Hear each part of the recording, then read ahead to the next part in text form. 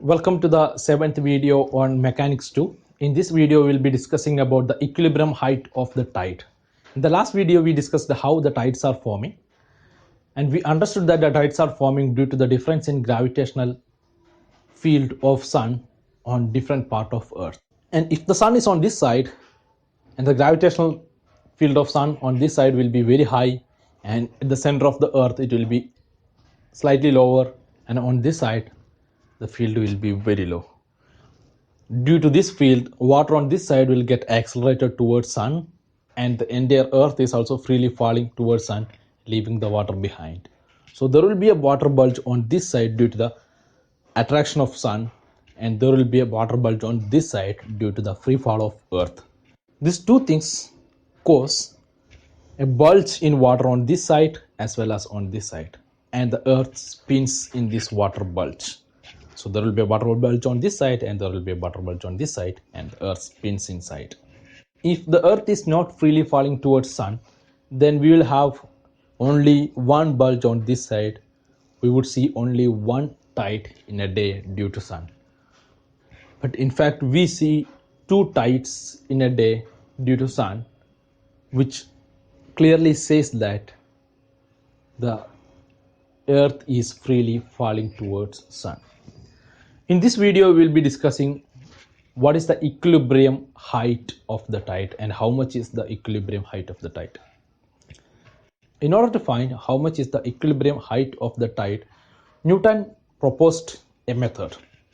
Imagine a hole is drilled from this side to the center of Earth along a line which is joining from the center of Earth and sun, and imagine another hole which is drilled from the top to the center of Earth, and this hole is perpendicular to the line joining the center of sun and center of Earth, and both the hole meets at the center, and both the holes are filled with water. From the understanding of tide, it is very clear that the water on this hole or well will be raised slightly above the height of the water on this side. This is how the tides are forming. So the equilibrium height of the tide will be the difference between the height of water on this column and the height of water on this column. And we call this well, the hole drilled from this surface to the center, as the first hole, and we call this hole which drilled from this side to the center as the second hole.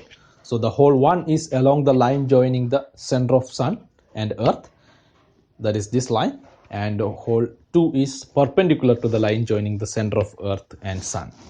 So the hole 2 is along this direction, hole 1 is along this direction. The height of the water in the first well is h1, and the height of the water in the second well is h2, and the difference in height between h1 and h2 gives the height of the tide. h1 is the height of the water in the first well, which is in the direction of sun, and h2 is the height of the water in the second well, which is in the direction perpendicular to the line joining sun and Earth. From the understanding of tide, it is clear that h1 should be greater than h2. At equilibrium, the pressure at the bottom of both the wells should be equal, since both the wells have joint at the bottom. The pressure at the bottom of the well is exerted by the entire column of water.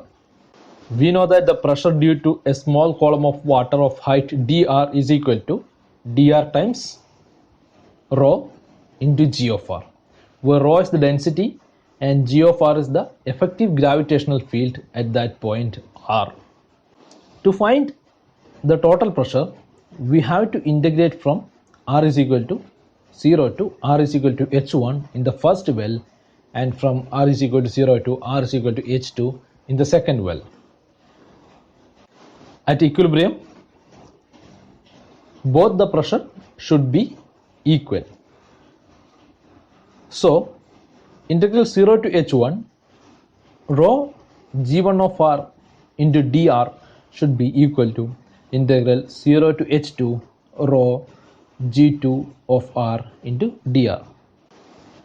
Here the term on the left hand side gives the total pressure due to the column of water in the first well, and the term on the right hand side gives the total pressure due to the column of water in the second well. G1 of R is the effective gravitational field in the well 1 at a distance r, and G2 of R is the effective gravitational field in the well 2 at a distance r. H1 and H2 are the distance from the center of earth to the surface of water in respective columns. If we assume the water is incompressible, so that the density of water is constant, so rho is constant, so we can eliminate rho from both the equations. So the condition for equilibrium will now become 0 to H1, G1 of R dr is equal to 0 to H2, G2 of R dr. Now our problem is to calculate the height of the tide, which is equal to H1 minus H2. We call this as delta Hs, the height of the tide due to sun. The G1 of R and G2 of R are the effective gravitational field which arises due to the gravitational field of sun as well as earth. So the effective field towards the center of the earth along the column 1 is G1 of R is equal to G of R minus capital G1 prime of R.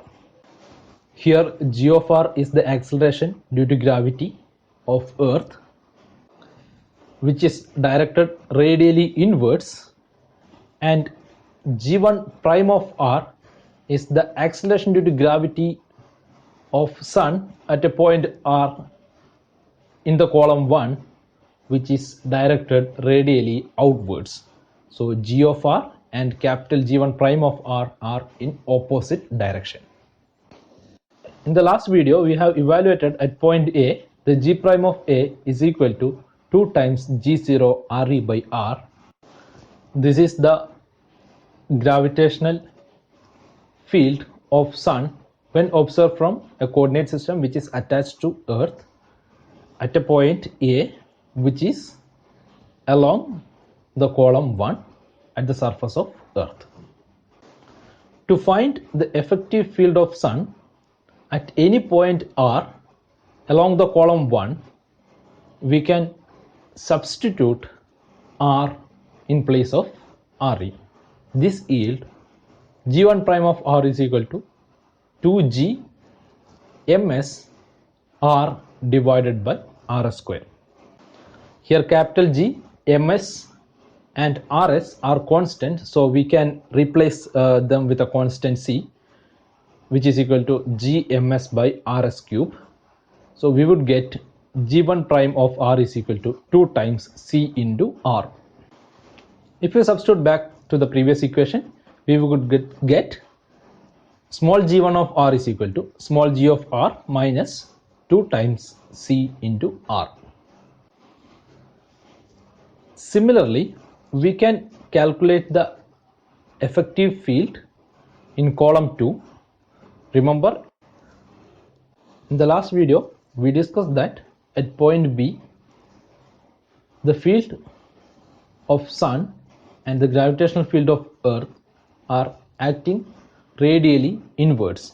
So in column 2, both the gravitational field will be adding up. So you can write G2 of R is equal to G of R plus G2 prime of R. And in the last video, we calculated what is the G2 prime. And if you follow the exactly similar procedure, you can write as G2 of R is equal to G of R plus C times R, because G2 prime of R is equal to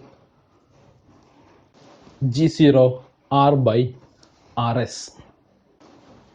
If you substitute these two equations to the condition for equilibrium, then we will get integral 0 to h1 G of R minus 2Cr into dr is equal to integral 0 to h2 G of R plus Cr into dr. Now you take the term which have g of r onto the left hand side of equation, and you take the term which has 2cr to the right hand side of equation. Then you would get integral 0 to h1 g of r dr minus integral 0 to h2 g of r dr is equal to integral 0 to h1 2cr dr plus integral 0 to h2 cr dr. The left hand side of the equation you can combine as integral h2 to h1 g of r dr.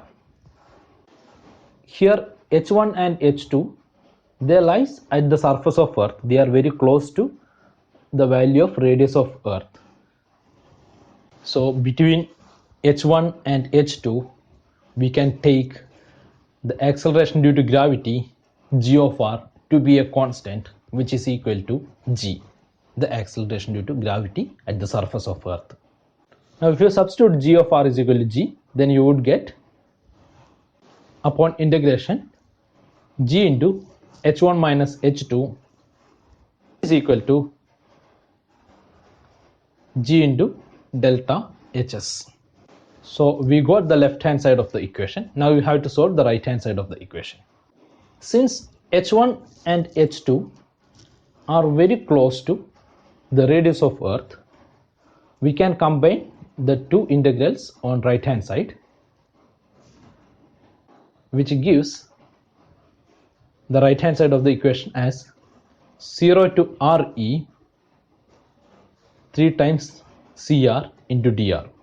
If you integrate this, you would get 3 by 2 c into re square. So you got the left hand side and right hand side of the equation, and if you substitute it back, you would get g into delta hs is equal to 3 by 2 c into re square. Now you know that the g, acceleration due to gravity, is equal to g me by re square, where me is the mass of the earth, and we have now the constant c is equal to gms by rs cube.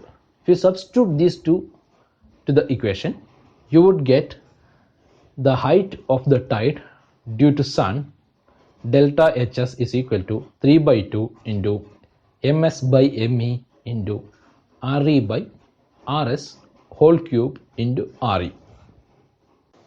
This is the height of the tide due to sun. Similar way, we can calculate the height of the tide due to moon. For this, we have to replace mass of the sun with the mass of moon, and we have to replace the distance between sun and earth with the distance between earth and moon. This gives the height of the tide due to moon delta hm is equal to 3 by 2 mm divided by me into re divided by rm whole cube into re. Here mm is the mass of moon, rm is the distance between the center of moon and earth. You can substitute the mass, radius and the distance to calculate the actual height of the tides. If you substitute it for the height of the tide due to sun, you would get delta hs as equal to 24 centimeter, and if you substitute the mass of moon and the distance between moon and earth, then you would get the height of the tide due to moon delta hm is equal to 53.5 centimeter. It's very clear that the height of the tide due to sun is very less compared to the height of the tide due to moon. In fact, the height of the tide due to moon is more than the double of the height of the tide due to sun. Even though the gravitational field of sun at earth is 200 times stronger than the moon's gravitational field, we have only very low tide due to sun. This is because the tidal force does not depend on the gravitational field. It depends on the gradient of the gravitational field. Gradient means change in gravitational field with respect to some distance. If you move some distance, if the gravitational field is changing a lot, that means the gradient is high. So the tidal force depends on the gradient, not on the gravitational field. It depends on the gradient of the gravitational field. Moon is very close to Earth, so the gravitational field of Moon varies considerably on Earth. But Sun is very far away from Earth, so the gravitational field of Sun have negligible variation. The strongest tide is called spring tide, which occurs at the new moon and full moon when the moon and sun acts together.